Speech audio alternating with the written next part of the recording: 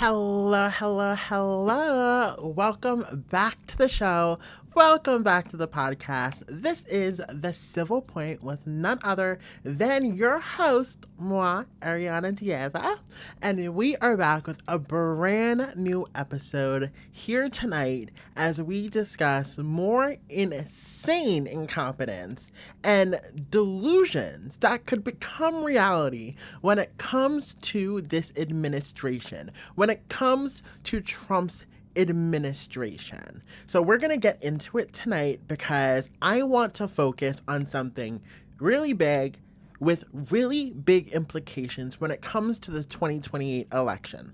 But before I do that, if you guys haven't already, you guys can go ahead and enjoy this show and get notified of the show every time you're on YouTube, because you can follow the show, The Civil Point, with me, your host, Eriana Dieva, right now on YouTube, as well as if you have other social media platforms, including Facebook, as well as TikTok. You can follow us at TCP Clips to hear all the insanity that is going on in the world currently. But right now, we're going to go ahead and dive into some insane things.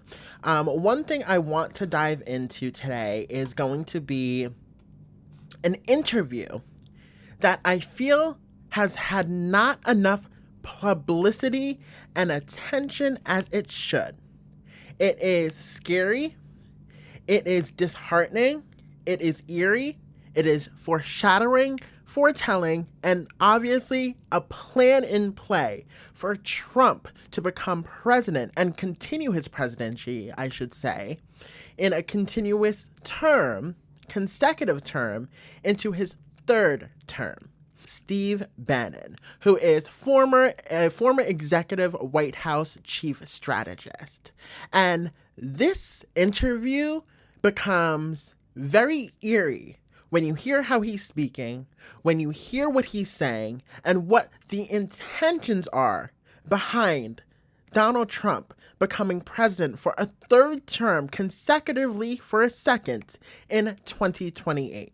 So we're going to go ahead and head on over to this interview. So this is a clip from Facebook, and it kind of points out all the chaotic, insane, and delusional thought points and right-wing propaganda points when it comes to Trump and his third term as president.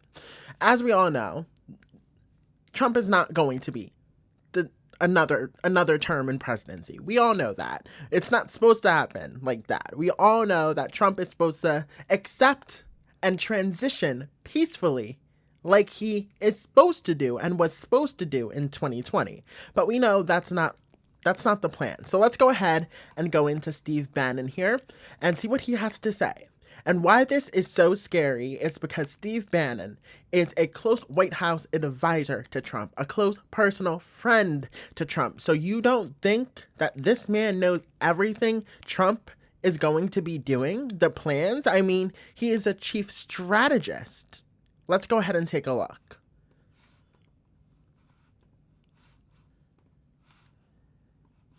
He's going to get a third term. So Trump 28, Trump is going to be president in 28, and people just ought to get accommodated with that. So what about the 22nd Amendment? There's many different alternatives. At the appropriate time, we'll lay out what the plan is, but there's a plan. We had long... So it's not that he's just at the will of the people going to be the 2028 presidential elect.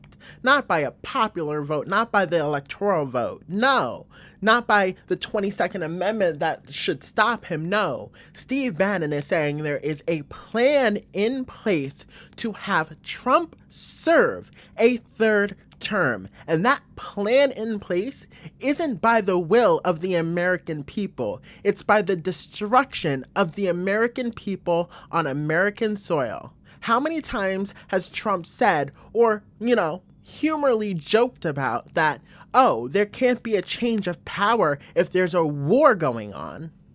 You think that there's him, Steve Bannon, saying there's a plan in place.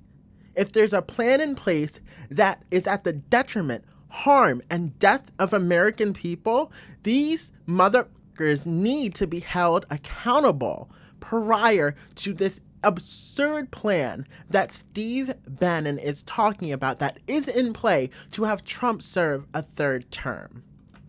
Longer odds in 16 and longer odds in 24 than we got in 28. And President Trump will be the president of the United States, and the country needs him to be president of the United States. We have to finish what we started. Trump is a vehicle. I know this will drive you guys crazy. Here it is. He's a vehicle of divine providence. He's an instrument. He's very imperfect. He's not churchy, not particularly religious, but he's an instrument of divine will. And you could tell this of how he's pulled this off.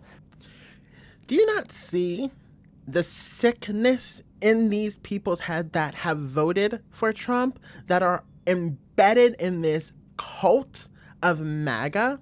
They believe he's a divine instrument for their own personal prosecution and persecution of every other minority community that they don't believe should have American citizenship. Let's get that straight. Out of Steve Bannon's own words, a former executive chief strategist for the White House, close to Donald Trump, has said that Donald Trump is a divine instrument and he cannot not be president in 2028 because the plan isn't finished. And obviously that plan is the destruction of civil rights, the destruction of women's rights, the destruction of LGBTQ plus rights, the destruction of civility for any community that is not white Christian nationalism. We need him for at least one more term, right? And he'll get that in 28. You're not driving me crazy. I'm really I'm trying to understand the coherence of the things you've just told me. On the one hand, you've said the Constitution is fit for purpose. Secondly, you've said that President Trump needs another term, even though the 22nd Amendment makes pretty clear that he cannot have another term. Why does it make that clear? Because he's on his second term already. At some point in time, we will make sure we go through, Zanny, and define all those terms. But you will be undermining the spirit of that amendment, even if you find some way around it. If the American people, with the mechanisms we have, put Trump back in office, are the American people tearing up the Constitution? Would that be tearing up? Well, Would the American people be going against the spirit of... By the mechanisms we have, will the American people be tearing up the Constitution by voting for Trump in 2028?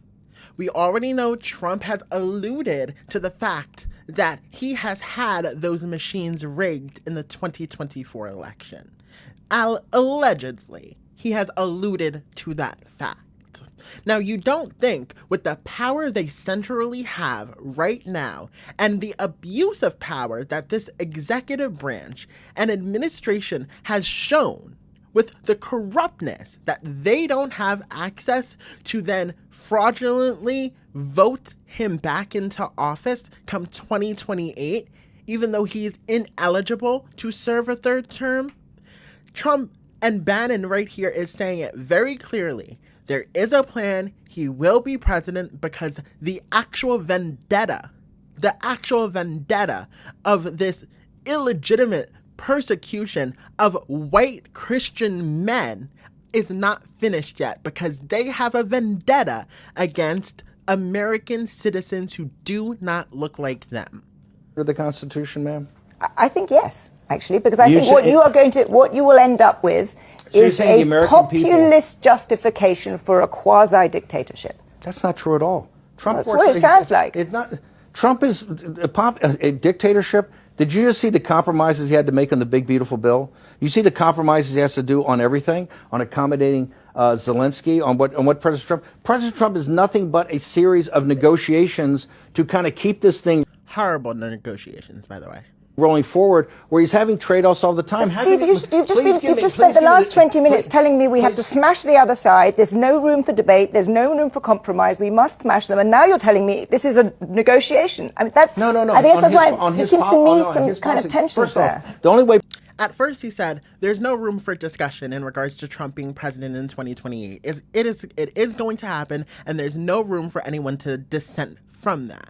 Then he talks about internationally, about Trump's international affairs and how he has to give and take. Yes, when it comes to international affairs, Trump can't just wield his big hammer and say, this is how it's going to go. No, he has to be at least somewhat diplomatic when it comes to international negotiations and affairs. But when it comes to American soil and dictatorship, that's where it tends to be now a serious issue. When Bannon spends 20 minutes talking about how there can be no dissent, how there will be no American will of the people because there is a plan in place for Trump to become president, stay president in our 2028 term, now for a third term as president in our presidential history.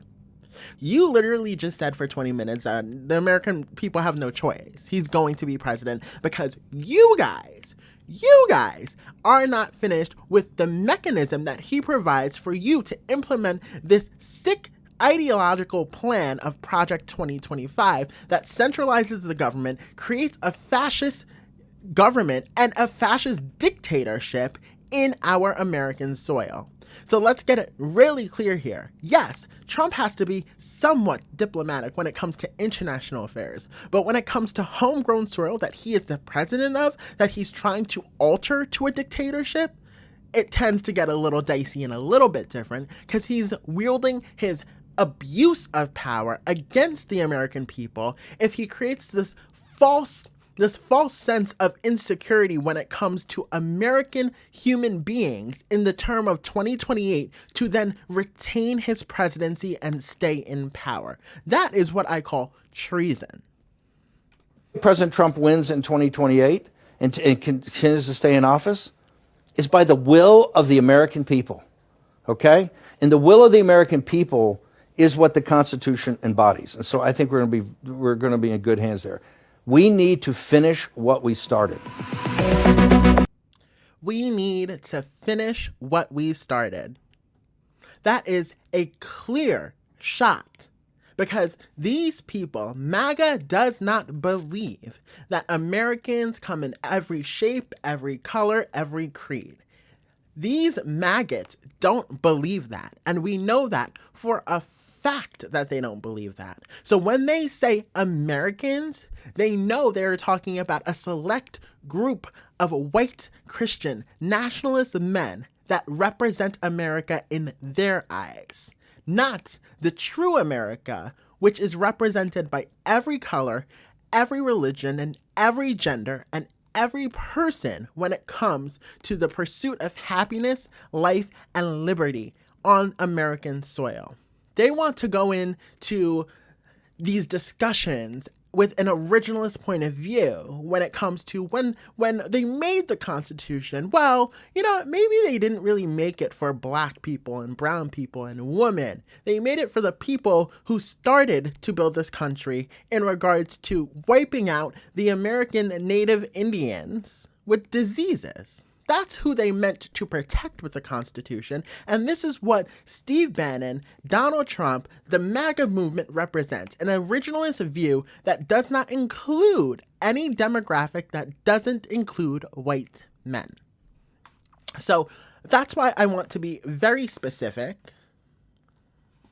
in regards to who they consider Americans, because who they consider Americans will then vote Donald Trump into presidency. And when they consider everyone who is not a part of that demographic a non-American, it's true. Only Americans voted him in. So it's very selective, it's very devious, it's very dubious, and it's very disgusting what they're doing in regards to voting rights in this country, in regards to redistricting. It's all adding up. It's the writing on the wall for everyone not having a say in who becomes president in 2028. So, it continues to be this whole dichotomy when it comes to the truth, the Constitution, and what is represented in our Constitution versus what is actually our Constitution is supposed to dole out in regards to law. And when we talk about Trump, it's not even Bannon that's just saying it. It's Trump who is using strategic irony and like plausible deniability humor in regards to the veiled humor he puts on social media with posts like this. It's continuously out here. Trump 2028, 2046, Trump forever.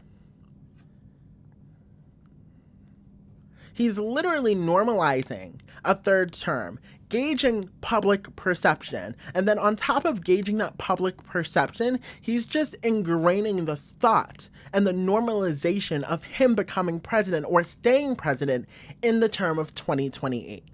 It's veiled humor. It's humor that has a truth to it. Haha, I make you laugh, but I'ma screw you in the end because I'm really being truthful about what I am saying.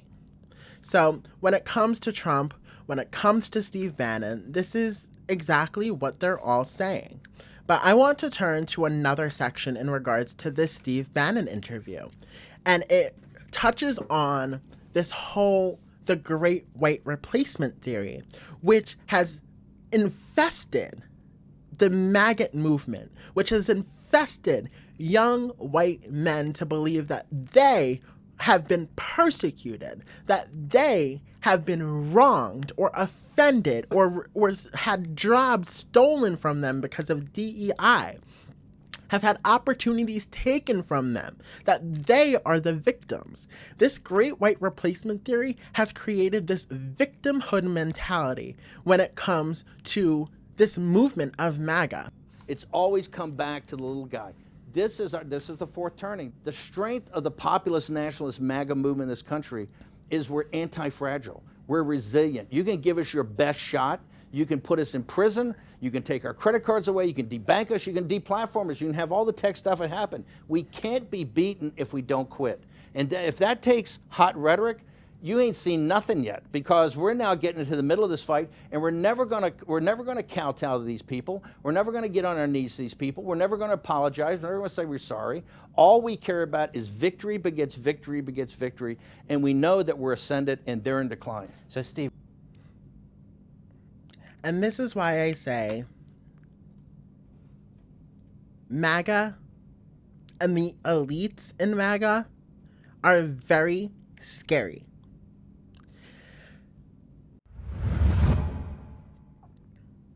They have an agenda.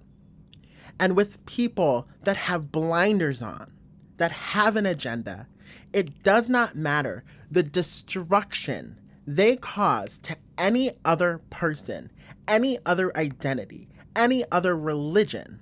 It does not matter. When that agenda is clear, their focus is set, and now they have a mechanism of power to achieve their goal of white nationalism and Christianity in the United States. It's very scary because now they have that mechanism to destroy the fabric of America that has been created, especially over the last 50 years, for minority communities. So when we talk about the great white replacement theory, this is what I'm talking about. Steve Bannon making these claims that they're not finished yet. We need Trump in the presidency for one more term at least to finish what they started. It's this whole great white replacement theory that truly isn't a theory, it's a fear. It's the great white fear that they are going to be held to account for their wrongdoings, that they're going to be held to account for the people they hurt or the people they killed.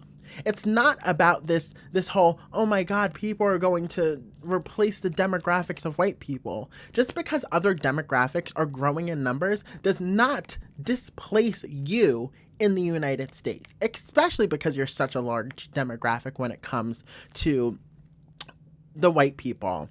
It's insane to me to think that these people that have such a hold and such a grip on power in the United States from its inception still believe that they've been wronged, that they are the persecuted. And it's a fear. So in retaliation and a vendetta of fear, they continue to unjustly target, discriminate, and hurt minority communities. And this is why MAGA has become such an infested water of swamp, because they have filled young white men's minds with this garbage that women are inferior, that black people are, I don't even want to get into the racist texts that have been shared through the Republican text threads, but that black people are inferior, that every other dominant group, every other minority group is inferior to white people. And this is the rhetoric that's fed to them. So it's continuously happening. It's continuously going on. And this interview with Steve Bannon shows complete negligence when it comes to the accountability and the letter of the law of our Constitution. And that's the true grip on this whole issue here, is that they continue using this veiled humor, especially Trump on his social media and Truth Social. They continue to use this veiled humor to purport this idea of Trump being in presidency in 2028, while using that humor to really incentivize and strategically and ironically place the idea and normalize the idea of Trump being president in 2028. But we're going to go ahead and move on here, because I wanted to talk about another thing, another issue that we have coming up, and that is the fact that our Supreme Court of the United States is going to be discussing whether or not they should hear a case in regards to Obergefell v. Hodges. And if you don't know what Obergefell v. Hodges is, it's the Same-Sex Equality Marriage Act when it comes to the decision of the Supreme Court to acknowledge that same-sex marriages have to be valid and equal in the eyes of the law. So let's turn to this here before I get into this.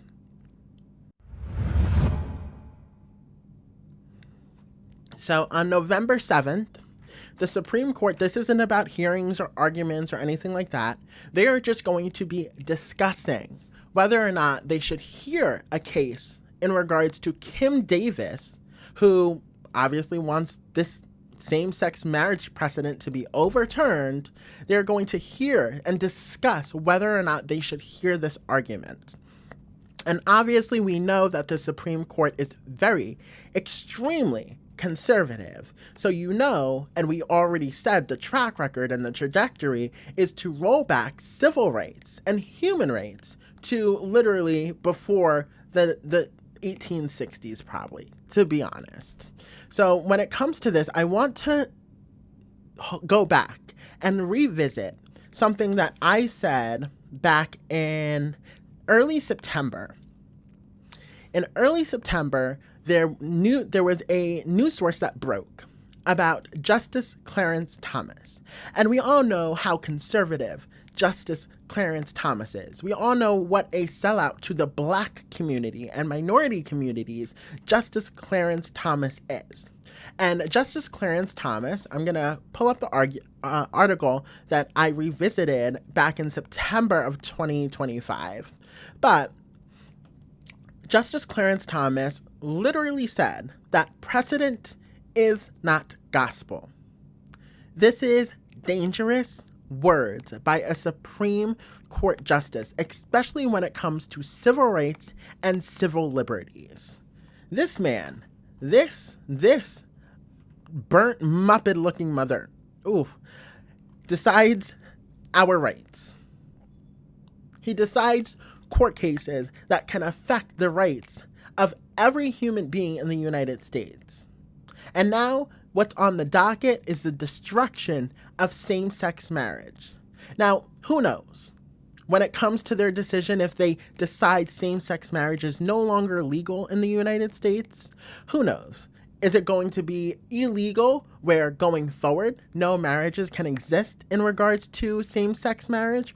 Or will it be to the most extreme extent where they retroactively nullify and annul each same-sex marriage in the United States? Now, I don't see that happening, but at the same time, given the extremism and the corruptness of this court, I can see them continuously going after so far as to retroactively nullify and disband every same-sex marriage that has occurred in the United States. So it's just scary to know that now, on November 7th,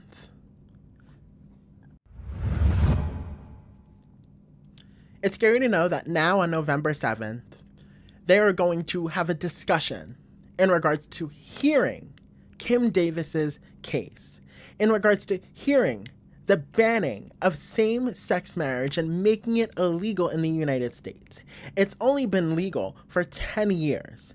And as they continue to roll back civil liberties and rights and very important and prominent Supreme Court decisions and opinions that relay the fabric of America and create equality, it tends and continues to get scarier and scarier and scarier.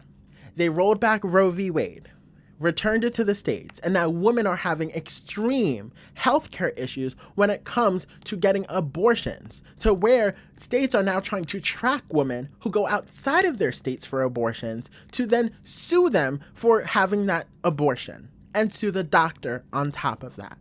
Huge states' rights issue there.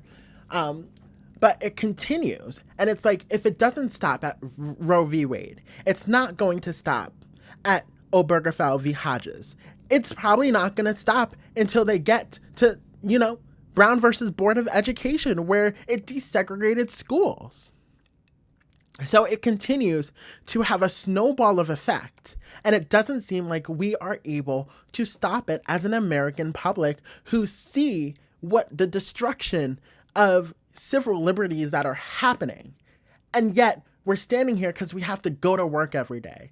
We're standing here because we have to pay bills and feed our families. We're standing here trying to be normal, hardworking individuals while these corrupt, disgusting, grotesque, evil, religious freaks continue to destroy and strip away civil liberties that exist for equality and the fabric of America to exist for everyone freely, fairly, and equally. So it's very scary when it comes to all these decisions that are being made. And then on top of it, I just want to continuously hammer away in regards to Obergefell v. Hodges. That is a Supreme Court decision that is instrumental in regards to having the right to marry for same-sex couples.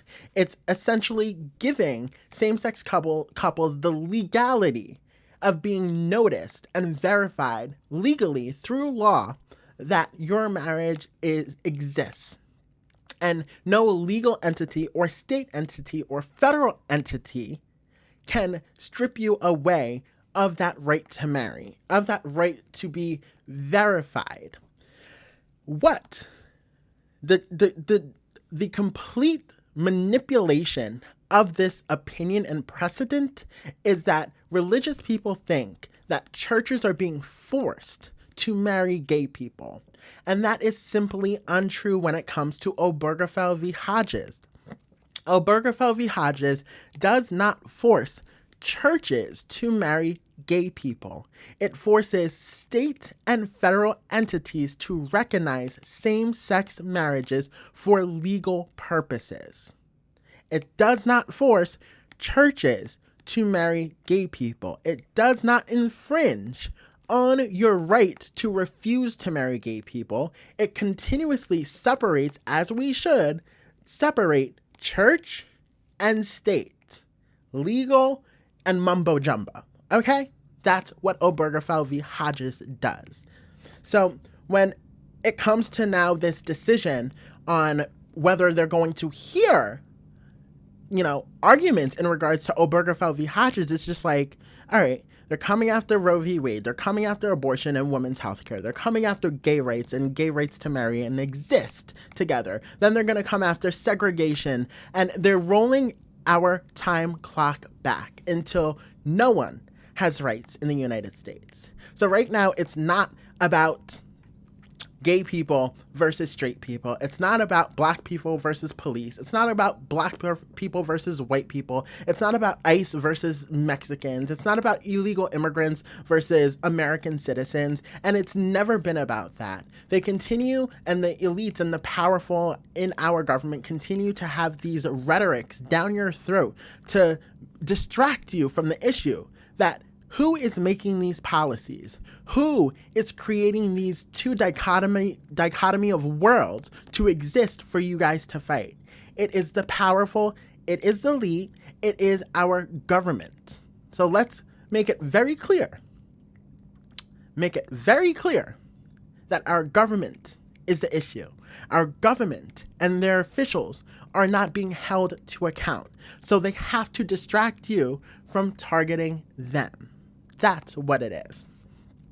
So, Obergefell v. Hodges, we already knew this coming. We knew that the Supreme Court was it was on their plan, it was on their docket, and we knew it was coming. But we just didn't think it would be this quick, as they're continuously making extreme strides in regards to their Project 2025.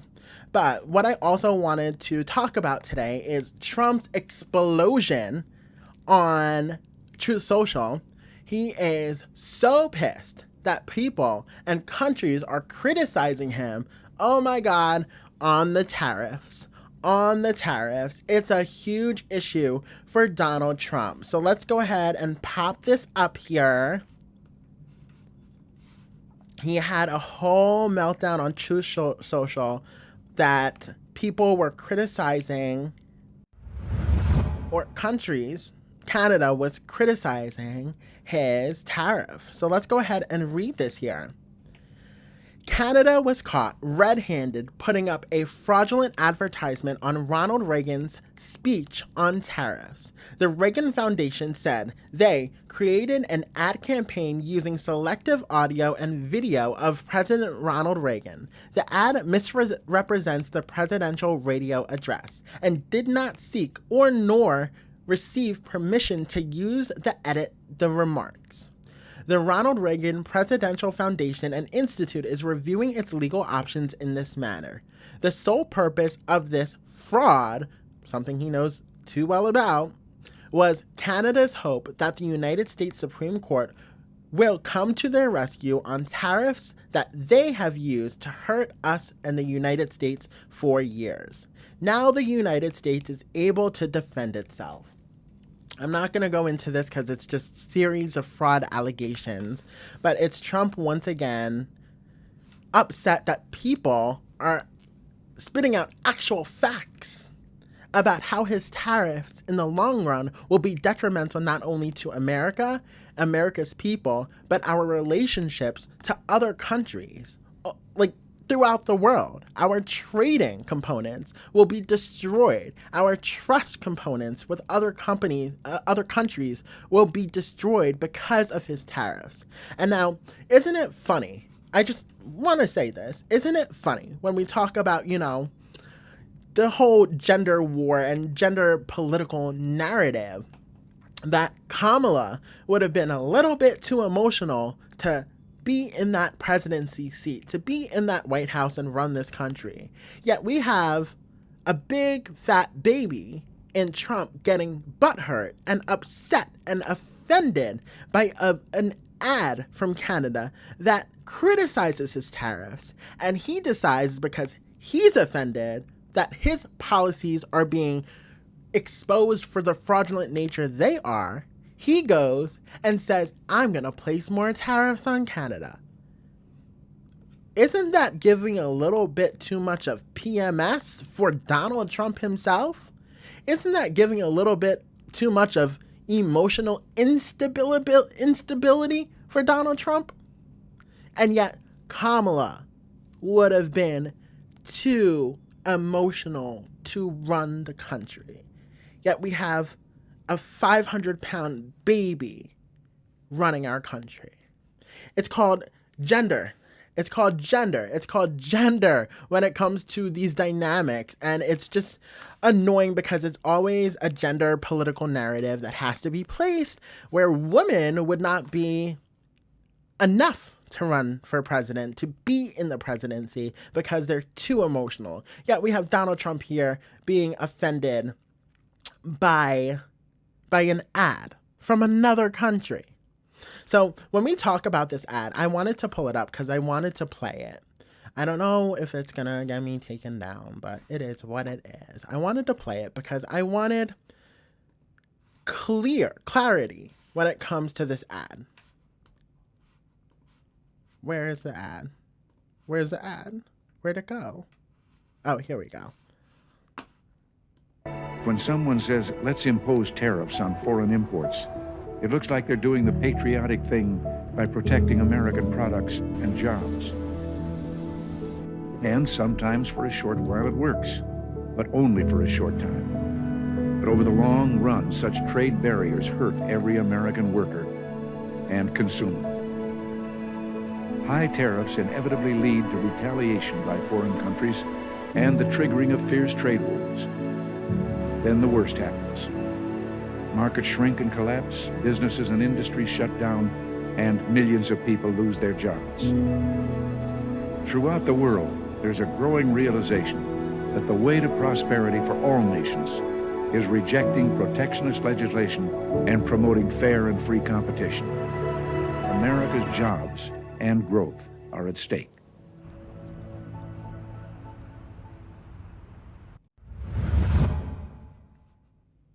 So Trump is upset at that ad because he feels like this ad targeted him. It destroyed his credibility and revealed the truth about tariffs in the long run. And the snippets used from Ronald Reagan's speech is from a radio address back in 1987, where Ronald Reagan was talking about how implementing tariffs should never be America's first line of defense. It should be communication and trade negotiations. But if tariffs are necessary to implement against countries for goods coming into this country, then okay, we can implement them. But in the long run, if they continue to go on for months, years, decades, in the long run, it leads to economic instability, inflation, Americans paying more for priced goods. It leads to, as well as countries that start to isolate and against the United States when it comes to international trade. It's all these things in the long run that could affect America's stability and economic growth when it comes to tariffs. So this ad, Trump is claiming, takes snippets and manipulates and misrepresents what tariffs do for the United States. But Ronald Reagan, who I trust way more than Trump, I would listen to his snippets than a full address from the White House and the Oval Office Trump does nearly every day, where he's barely coherent, barely can stand, and just attacks and uses the same Republican and MAGA talking points to denounce, destroy, and discredit America. Yeah, I trust Ronald Reagan over Donald Trump, for sure, even if it's snippets. But what's happening is he's saying that it's a misrepresentation of his tariffs. But the truth is, the snippets that were taken from the actual radio address from Ronald Reagan actually still contain the sentiment when it gets snipped out and put into a minute-long advert. And it's true. So why I think Donald Trump got so pressed, so upset, so mad, and decided to lash out immaturely to add more tariffs on top of the tariffs we already taxed on Canada was because his ego felt threatened. His stability started to crumble because now internationally there's ads showing exactly how tariffs in the long run do not help the country and do not help the international socio-economic world at large. Trump believes his tariffs are going to save America, but truth is, They're destroying America. They're destroying Americans, and they're going to continue to inflate the prices of American goods and the goods that American consumers have to buy on a daily basis, to where we are going to be in a Great Depression within a year. So Trump being upset about an ad and then being emotionally immature and pressing more tariffs on top of Canada says exactly more about his care about his own self-preservation versus the preservation of the American people and what the American people are about to go through come November, and the government shutdown with SNAP benefits being restricted and revoked. Okay? Let's lean on that there. Trump is more concerned about his appearance and how tariffs can affect his appearance and his deals versus the starving American people that could come November.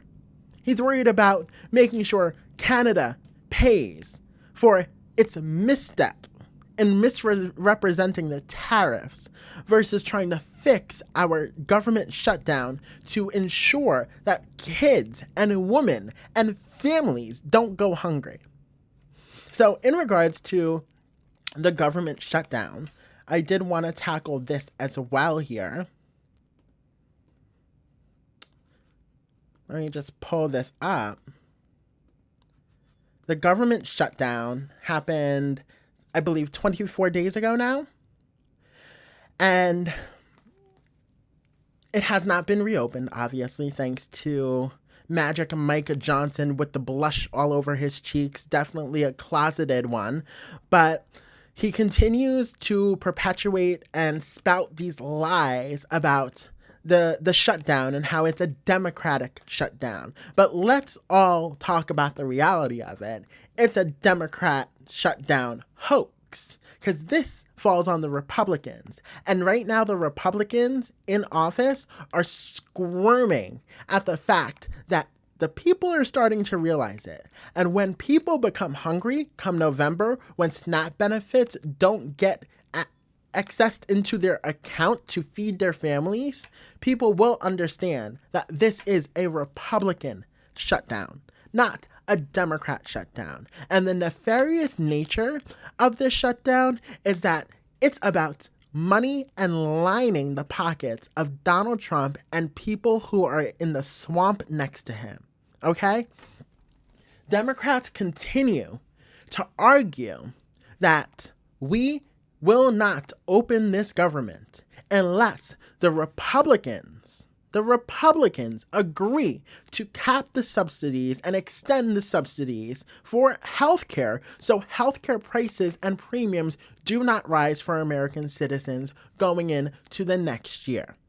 The Republicans continue and refuse to acknowledge that point made by the Democrats, continue to push it aside, and spout out lies that the Democrats only want to reopen the government if they are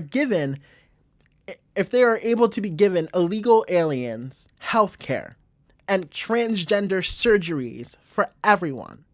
This is untrue and propaganda. Okay? So when it comes to the government shutdown itself, I want to be very clear.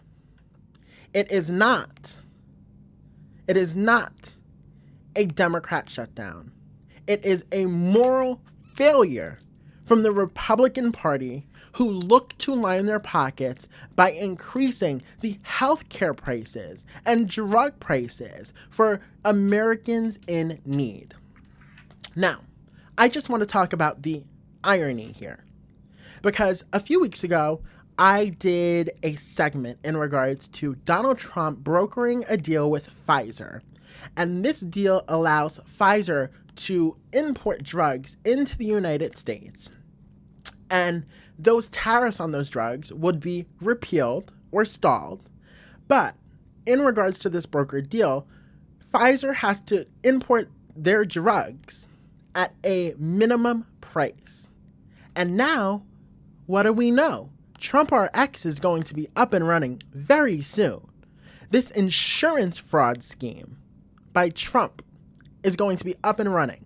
So now he is going to be doling and contributing to the increased drug prices while they're imported at a low. He can exorbitantly increase them at a high and pocket the difference. It is about lining his pockets. It's about self-preservation. It's not about the American people. So isn't it ironic that the shutdown happens, the Republicans are arguing basically, no, we want to increase the healthcare prices, be able to increase the healthcare and drug prices of Americans, because now look at this, they're going to be making bank money when it comes to the imported drugs from Pfizer, who import them at a minimum price, where now they can gouge them. The Republicans and Trump can gouge them at a larger price through TrumpRx in this insurance fraud scheme. It's literally insane. And it's not about coincidence. It's not a coincidence, and I stand 10 toes by it. It's not a coincidence. It's all coordination. And the timeline adds up. Why won't the Republicans allow Democrats to fight for Americans to cap the subsidies and extend the subsidies? Why will they not agree to it? Because look at the timeline and look at the money they're going to be able to make in the next year when it comes to TrumpRx and the brokered deal between Pfizer. It's a pharmaceutical drug scheme and an insurance fraud scheme from our own president to line his own pockets. And that is the simple timeline truth. So, on that, it's frustrating to see a man continuously vie for American people and be anti-establishment. But the only reason he's anti-establishment is to destroy the establishment so that way he can create a new one to line his own pockets. It's not about Americans. It's not about the American people or citizens. It's always been about Trump, and it will always be about Trump and how he can grift off of the American public and become the filthiest, richest man in America.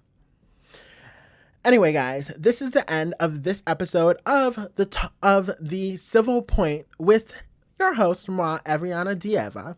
If you haven't already, you guys can go ahead and hit that subscribe button, and you can follow me on these platforms such as YouTube, which you're watching me on right now, or Facebook and TikTok at TCP Clips. We talk about all the bullshit that's going on in regards to that man and our government as a whole. And we try and weather the shitstorm, and we try to expose the receipts, the proof, the timeline, everything to prove that this government is a corrupt, grifting piece of crap. Both sides, but mostly Republicans Anyway, have a good night, guys, and I will catch you guys on the next episode. Pay attention to those timelines and pay attention because it's no coincidence. It's all coordination to line Trump's pockets. Good night.